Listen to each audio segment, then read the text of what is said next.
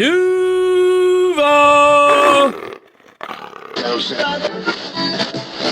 Today we're really excited about a guest that we have on. Mo, why don't you help introduce? Yeah, I'm super excited to introduce this guest. Her name's Shelby Koren. She's an MMA fighter who currently holds the Combat Night 125-pound belt, which is I was fortunate enough to actually be there live when she won that, so it's exciting to actually see her how well she's doing right now. Her current record is 6-0, and she's ranked number 9 in the state of Florida by Tapology, with her next fight scheduled in Las Vegas September 6th in the Tough Enough promotion. Shelby, welcome to the show. How you doing? Hi, guys. Thank you so much for having me. If you could, just tell the folks out there a little bit about yourself and how you wound up in Jacksonville. So I moved to Jacksonville in 2016. I was here just because my sister had a job offer, and I was in between training in Colorado Springs for weightlifting. So I thought I'd chill with her in Jacksonville for about 6 months, and she was going to relocate to Miami, and we loved it so much in Jax Beach that we ended up staying. Nice. So you're now local in the area. What's your favorite place? I always like to ask people, what's your local favorite place to eat? Like a locally owned restaurant. Any that come to mind? Well, because Native Son was my favorite place to go, and I literally went there every single day. Yeah. That was by far my favorite place. As of now, my favorite place is Brunch House. All right. Owned by Dan Altman. He's super awesome. He sponsors me. Nice. So, yep. All right, cool. I know at the beginning you mentioned the weightlifting. How did that competitive weightlifting, how'd you get involved with that?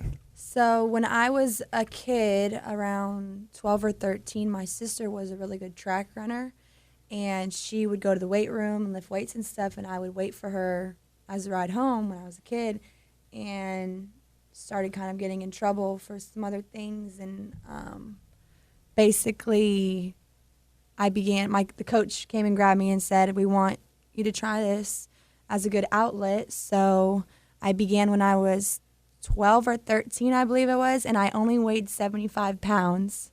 So, and I was very, very scrawny, and I just stuck with it. I did it for about 4 years, and then on my 4th year doing it, my coach said, I think we can really step this up, and I went to the national level, and then I stepped it up to the international level. So Nice. Around 2016 is when I started getting burnt out by it. So I traveled internationally, Poland, South America, Wow. Colombia, Nicaragua, for a long time. And then I started getting kind of burnt out with it, and I made the switch over to mixed martial arts. Yeah. Seems to be paying off for you. Yeah. Well, how did that switch come about? How did you wind up getting into competitive fighting? So I've always liked to fight. I've always been more of an aggressive female, and I just never seemed to fit in when it came to weightlifting. I was always wanted to get physical with my opponents. I kept, and this is since I was a child. Like, I'd be weightlifting when I was 13 or 14, and I would just be staring at my opponent, and I would want to get physical with them. And I didn't know why, because I'm like a 13-year-old little girl. And eventually I went home, and my friend Rory was like, hey, you are so aggressive. Like, you need to get in here and do some martial arts with me, and I think you'd be really good at it. So Rory Every, if you're listening, I owe the world to him. I tried it with him one time, jiu-jitsu, and I absolutely fell in love. So that's when I made the switch. And I actually originally did jiu-jitsu in 2014. I did it for 3 days. And then I was like, no, I'm going to keep doing weightlifting a little bit longer. And I did weightlifting for about 2 more years. And then I just kept getting this itch to fight. So when I started fighting, I absolutely fell in love with it, and I found a niche where I could be aggressive and I could be around people that actually have the same moral code as me, because in martial arts, there's a big respect system. And I really just am attracted to that. All the people that are in martial arts, they have so much respect for everyone, versus weightlifting is not always the case. You know, because a lot of weightlifters don't get punched in the face. They don't get submitted by black belts. So they kind of have a big ego. And I'm so about just throwing the ego out the window. Yeah. So. Well, I noticed that since I first met you guys. I mean, When she you're punched you at- right in yeah, the no, face. I was scared. I was like, man, she hits just like a guy. Oh my god. Yeah. But I But know don't you get watch. it twisted. I'm a girly girl as well. So I love to get dressed up and all the pink stuff. Yeah. I hear you. Hey, I know like you see the UFC, you see these shows leading up to these guys' fights. What is your typical day leading up in training camp? How does that look?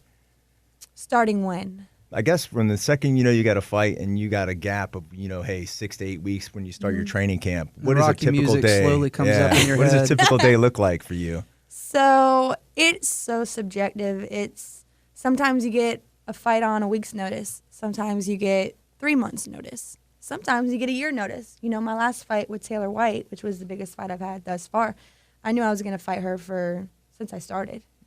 So she's always been on my subconscious. She's always been on my mind.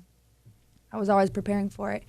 Certain fights like this one I have coming up in 2 weeks, I had about a month and a half notice on the fight. So as soon as I find out, I'm always kind of in training mode. I never stop training because that's just like my lifestyle. So you'll never see me fight and then just, kind of fall off the map. I'm always training 24/7. When I find out about a fight, though, I definitely kind of flip the switch. I'm very focused. My significant other, Steven, he can definitely, he knows when I flip that switch because I have to get in that kill mode. And that's what I'm in right now, which is where I Right at don't this tolerate.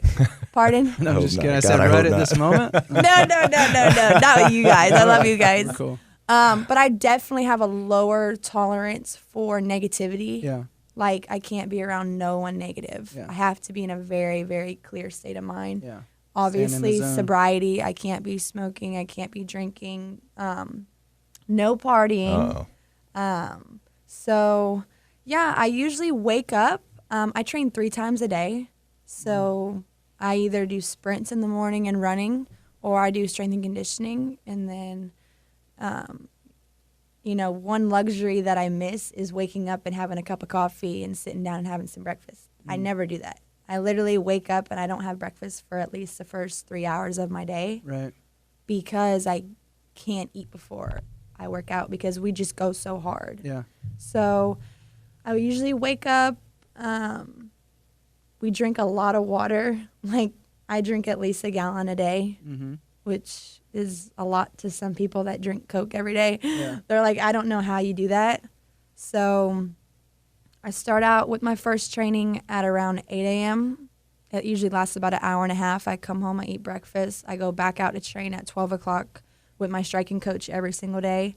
And then that's about a 2-hour training session. I leave there. I take a nap, or at least I try to take a nap and clean my house. And then I'm off to another training session at 6 p.m. at 10th Planet Jiu-Jitsu Jacksonville. And I get done around 9 p.m. And then I cook dinner for everybody and I go straight to sleep. And then I wake up and do it all over again. Yeah. So it is subjective. The one thing about martial arts is you can't have a strict training schedule because some days you might get your butt kicked and the next day you wake up and you're like, whoa, I can't go on a run this morning. Yeah. Like, my whole body hurts. I can't do that. So it depends. But Yeah. for the most part, I usually am training 24/7. Right. My only day off is Sunday.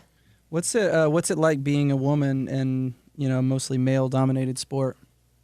Oh my gosh. This is like my favorite question. Yeah. Because I always try to communicate to all the men in the sport and even like the viewers watching that is the hardest dynamic ever. I am still hoping and praying that I can find another woman that's on my level that I can kind of confide in and that we can train together because it is Right. hard. Yeah. It is a constant rat race of me trying to keep up with the guys, which I'm used to because growing up, my dad treated me like I was a guy. And I think that's why I'm this way. My dad would fish, surf, and skateboard, and my dad was an adrenaline junkie. So he was always pushing my limits. He'd be like, drop into this wave, drop into this bowl, come fishing. I mean, he treated me like I was a straight up guy.